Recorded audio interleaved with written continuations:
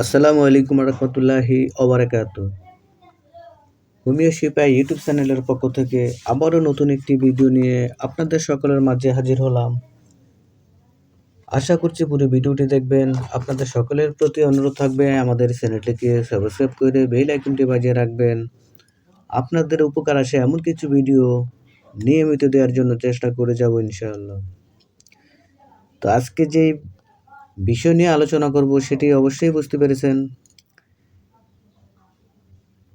আজকে যে বিষয়টি নিয়ে আলোচনা করব সেই বিষয়টি হচ্ছে সহজ উপায়ে ঘরে বসে আপনার মা ও বোনেরা এই সমস্যাটি সমাধান করতে পারবেন। লিউকেরিয়া সাদাস্রাব মেয়েদের এখন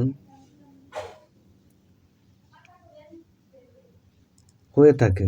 প্রায় মা ও বোনেদের এই সমস্যাটি দেখা যাচ্ছে। তো আপনাদের সকলের প্রতি অনুরোধ থাকবে, আপনারা যদি এই কাজটি করতে পারেন তাহলে আপনারা ঘরে বসে সহজেই সাদাস্রাব থেকে মুক্তি পাবেন ইনশাআল্লাহ। আজকে সিম্পল দুটি বিষয় নিয়ে আলোচনা করব। তো ভিডিওটিতে একটি লাইক আর কমেন্ট করে আপনাদের মতামত জানিয়ে দিবেন। ভিডিও শেষে আমাদের ফোন নাম্বার দেওয়া থাকবে, সেখান থেকে ফোনে যোগাযোগ করতে পারবেন।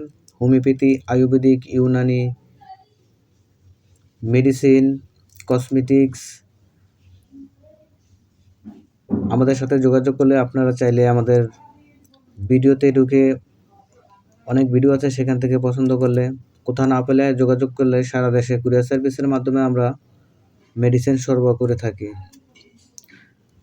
তো ভিডিওটি যারা দেখছেন আপনাদের সকলকে অসংখ্য ধন্যবাদ। আজকে যে বিষয়টি নিয়ে আলোচনা করব বিস্তারিত সে বিষয় নিয়ে এখন কথা বলবো। লিউকেরিয়া সাদাস্রাব এটি মেয়েদের এই সমস্যাটি থাকলে অত্যন্ত ক্ষতি হওয়ার সম্ভাবনা সবচেয়ে বেশি। যদি নিয়মিত হয়, এটি মায়ের যদি হয়ে থাকে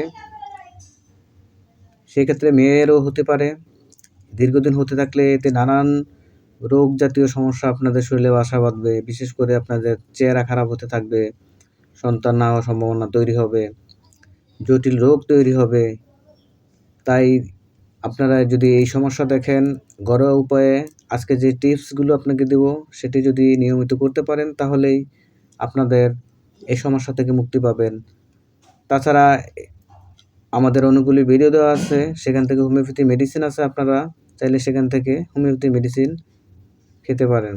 তো আজকে যে বিষয় নিয়ে যেই পরামর্শ দিব সেটি হচ্ছে 10 গ্রাম আদা 2 কাপ পানিতে সেদ্ধ করে, যখন পানির পরিমাণ 1 কাপ হয়ে কমে আসবে, ওই পানিতে 1 চামচ মধু মিশিয়ে